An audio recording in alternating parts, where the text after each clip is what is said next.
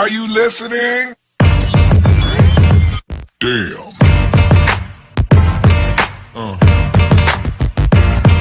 Yeah. Yeah. Another episode of Trash Talk. I'm TJ O'Connor. Joining me as always, Damian the Wolverine Hill. And we're joined tonight by Nick Kaaze, who stepped up on extremely short notice and won the Joey Hart sweepstakes. But before we get into that, let's go through the sponsors of the show: Valhalla Combat Sports Incorporated, Ink Shrinks Tattoo, Striking Institute, James Clark Sports Psychology and Hypnosis Therapy, The Fighters, and my mom. Mr. Kaaze, how you doing tonight, sir? What's up, boys? I'm doing good. How about you? Man, can't complain over here, man. I'm excited to see you back in action. You know, how did this fight actually come to be? Last week, Brock Larson got a hold of me and on Facebook, and he's like, "Hey, do you want to fight Joey Hart August 28th?" And at first, I thought it was for this weekend because I didn't even look at the date, and I'm like, "Oh shit, man." And then I'm sitting here talking to a few guys from the gym, and then I told Brock, I'm like, "Dude, I haven't really been training that much because I'm with work. I'm super busy, but I've been in the gym training, and I'm like, I can't make 170." Yeah. So I got back to them, and they would do a catch weight at 182, and I was like, I'm game, dude. I'm glad I could step up and help out. Yeah, no, that's great. And I love the way this happened because, I mean, we had a chance to speak with Joey, and we were talking, about getting a chance to fight in front of his hometown crowd. He was mentioned he was ready to fight anybody from 155 up to 190. And, getting to the point where, getting such a quality opponent to step up. What do you know about Joey going into this fight, and what kind of fight do you expect, knowing, with his reputation, not a lot of guys are looking to do that, but here you are raising your hand as soon as you get the opportunity. Yeah, I've been watching Joey for a long time. He's a hell of a fighter. He uses his range very well, and he's really slick off his back too. And it'll be interesting because I'll be making technically it'd be my 170 debut, but we're fighting at 180. So it'll be nice to see how that changes for me and against another fighter like him. And he is top tier fighter for amateur. But stylistically, I think it's going to be a hell of a fight. It's just more or less, he works his range very well. But I'm ready for a war either way between both of us. It's a short notice fight, but that's what makes a fighter. If you're a fighter, who gives a fuck, right? Right. Dude, okay, yeah. You mentioned that this is your 170-pound debut, and you fought at lightweight a few times, and you fought pretty tough guys. Jordan Clark, who's also about to make his professional debut, actually going down to 145 now. But you went against those tough guys at that weight, and you were never small at that weight. You were pretty much bigger than a lot of the other lightweights. How do you feel you're going to perform at welterweight compared to your performances at lightweight? Lightweight was, you feel good at lightweight, but for me, it's like, as an amateur, I don't want to kill my body. And I just feel like I walk around heavier, off fight camp or even in the gym. So I just want to be comfortable. And, a lot of guys that you train with are bigger. And, I just want to be able to be in the cage and, have my endurance there and not have bad cuts and, be cutting a lot of weight. I feel like 170 is just a perfect weight for me. Carry around the power. You're a little bit more faster on your feet. Just from even my hands would be faster at 170 just from fighting at 155. But it'll be interesting to see how strong the guys are at 170 compared to 155. So that's, and you're fighting Joey Hart, so it'll be a good test. Yeah. Okay. Well, this is a little bit further down the line. It just makes me a little bit more curious just as a fan of yours. But staying at 170 for the amateur career, is that going to be the plan where you stay at 170 for the rest of your amateur career? And once you do turn professional, are you going to be looking to go back down to 155 or just framing up and staying at 170? Yeah, I guess it depends on what these guys are like at 170 and what I'm able to handle. I feel like I've put on some good size in the last year and a half since COVID hit, and I haven't fought, so I've been working on that. So it's really gonna be just a test, really. I'd see myself going down to 155 when I go pro. Okay, yeah. Yeah, and that's great news to hear because, like you said, there's no point wasting, doing that to your body for amateur fights. And we kind of talked about this before we started recording, but I feel like you're doing the amateur thing the right way, sir. And I tip my hat to you. Damien just mentioned, you've been in there you talk about jumping in the deep end. And that is what the amateurs are for, going in there and testing yourself without giving away, any type of game plans or anything like that may have come up. With a short notice fight, it's hard to game plan in general. But you mentioned, knowing Joey's style. What type of fight do you expect on August 28th? I expect a dog fight. I'm gonna make it dirty as possible. I think that's just what you have to do when you have a short notice fight. It's different because you sit here and you have a fight camp for, let's just say, 2-3 months, right? And you got that guy in your head the whole time, and it's just like, get the fuck out. I don't want to think about you, but he's there. Then you're thinking about your weight, and it's just in the gym. It's just, it becomes like a job almost. Like you're in there, it's a grind. You just want that fight to happen. Where this is different. Yeah, it's a week and a half, advance of a fight, but it's like a different feeling. There's no feeling there. It's like it doesn't even feel like I'm fighting. It's a crazy feeling, and I think that's what will show too on Saturday. The nerves won't be there as much, but I think everyone should try to do a short notice fight because it really brings out the dog who you really are. And just to step up for an amazing card. I'm fighting with Damien and Angel and a bunch of the other guys, so it's gonna be epic, man. Yeah, well, speaking as a guy that took most of his fights last minute, it definitely does have a little bit of a different effect going into the fight because me and TJ have talked about it off camera before previously multiple times. But the longer you have to think about your opponent, the longer you have to overthink your opponent. The longer doubt starts to creep in and everything. I'm like, I compare it to back when I was in high school, because I don't do this anymore. This is all back in high school. But getting into fights with people, it was always right here, right now. It was never, I was never one of those guys that's, hey, let's meet up over here and let's go or whatever. As soon as somebody said, I'll meet you after class, I'm going to their class and we're fighting in class. There was no time to think about it. There was nothing.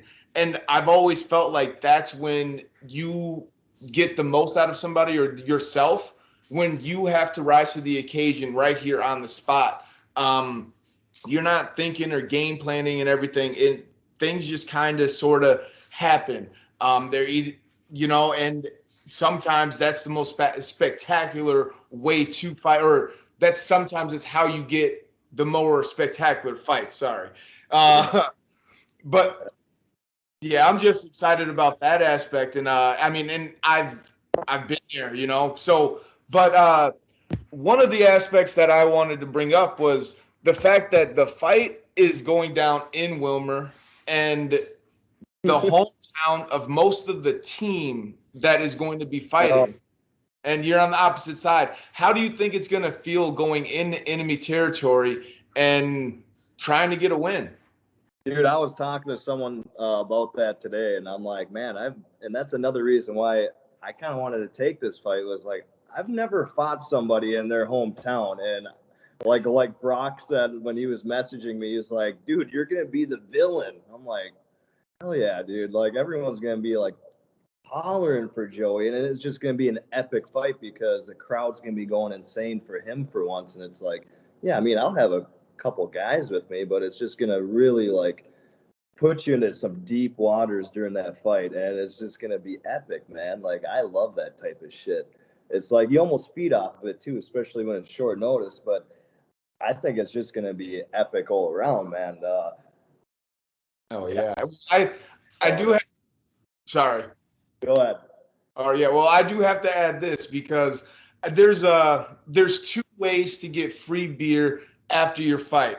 It's either by being the hometown guy and winning, or being the hometown or being the guy from out of town fighting the hometown guy and winning. It's not, but there's a little bit difference there because if they're the hometown guy, they're going to be buying the beer and handing it to them. When you're the villain, they're going to be buying the beer and throwing it at you.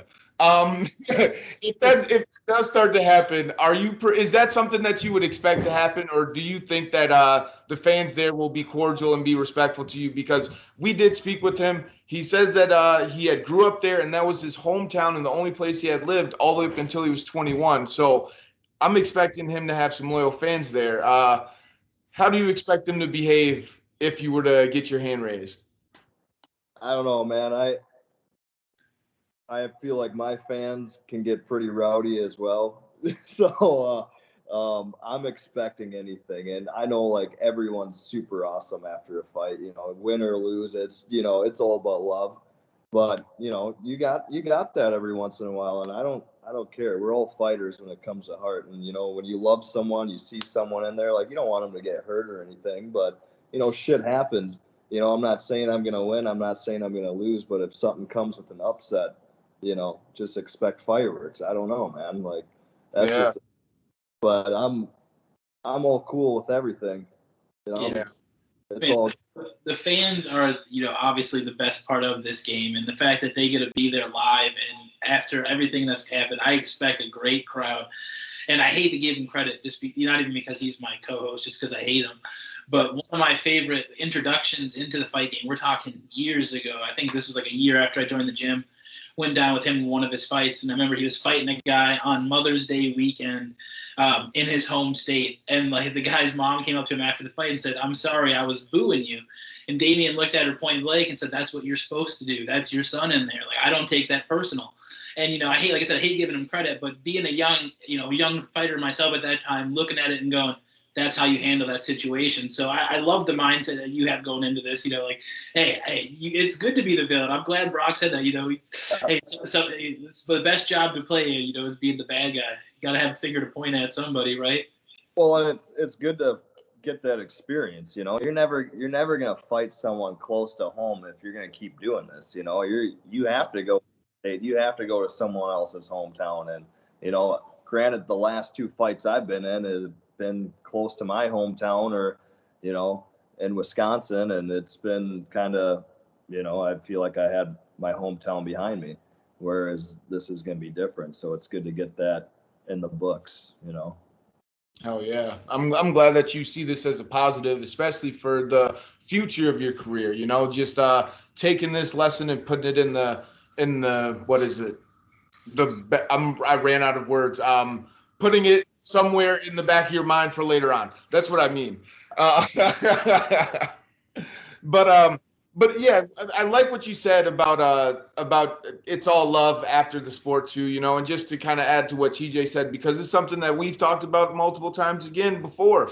But if I call myself a fighter and I don't have anyone to fight, then I'm not a fighter, because I'm not fighting, So we need someone to fight if we want to be a fighter. So, the respect aspect, I feel like it always comes from a sense of that, knowing that we need each other to even be doing this, because you could be the baddest man on the planet looking for a fight every day, but no one is willing to fight you, then you're not a fighter. And you are giving Joey this opportunity because no one else was willing to step up. Dude, I've been seeing on social media for like the last few weeks, like, hey, we need this 170er, and I didn't know it was him like this whole time. I had no idea, or I might have messaged like 2 weeks ago and been like, hey, like I'm available, like who cares, But I didn't know until he messaged me. I'm like, man, like no one wanted to fucking fight him.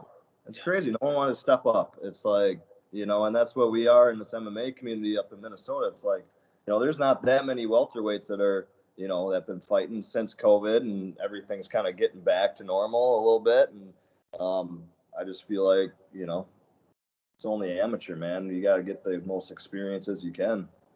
I love it. Yeah. No, I love it. Like I said, I truly tip my hat to you. You're doing the amateur thing right. You're taking the right fights. You're putting yourself in experiences that are going to benefit you down the line. It does nobody good to beat up on people that you shouldn't be fighting. So I'm excited to see this fight. I agree. I think this is a dog fight. And, I mean, on a card as stacked as this card is, I mean, it could potentially steal the show. So I'm excited for it. I'm running out of questions. But before we do, I want to, ask you the same boring question I ask everybody, and I'm going to phrase it that way as well. But, it's short notice fight. You mentioned yourself. You don't have to put too much time thinking about it. You just pretty much get to sign your name, show up, and throw hands, which is the favorite thing we all love to do. But what do you have to make sure you do, whether it's physically, mentally, whatever it may be, to make sure you get your hand raised in enemy territory on August 28th? Just freaking get in, get out, freaking throw bombs, dude. Let it all hang out, all 3 rounds. I'm expecting it to go all 3. I'm expecting a war. I don't care, but I'm gonna be throwing bombs on Saturday. I'm not gonna hold back here. So I'm gonna have fun though. It's gonna be a great opportunity to share the cage with Joey and get to watch my boy Damian fight that night. And dude, it's gonna be epic. I'm just excited to be a part of the show, to talk with you guys, be back on the show again, and it sounds like I'll be fighting after this in November at Mystic too. So just keep her going, hopefully. Here. Shit, hell yeah. I love it. Yeah, all eyes on the prize. Before we do wrap it up officially, though, always want to give you a platform to thank any teammates, sponsors, anybody outside the gym that's been there for you during this 1.5-year break that no one wanted and leading up to this fight on Saturday night. Yeah, I just want to say thanks to my family. They're always, 100% behind me for everything. All my boys at Spartan Martial Arts, Team Kamikaze, and my bro. He helped me a lot my last fight, cutting 15 pounds in one night, and he's always there. He's my dog, man. So I give him a lot of credit. My coach Glasby, and you guys too, having me on, man. Trash Talk, what's up? Hell yeah, man. I love it, dude. I can't wait for this fight. It's going to be an honor to share the fight night with you. This is going to be amazing. This is an amazing card, a stacked card. If you guys haven't gotten tickets yet, be sure to get tickets. You can go to nitrotickets.com, select a fighter, select the event going down in Wilmer, Minnesota, CFX versus North Star Combat. And yeah, man, this is going to be a stacked card. Make sure you guys show up. TJ, will you send us out? Yeah, like this video, subscribe to Trash Talk with Damian and TJ. Be sure to follow Nick Kaaze on his fight this weekend. And most importantly, don't be a hoe. Hell yeah.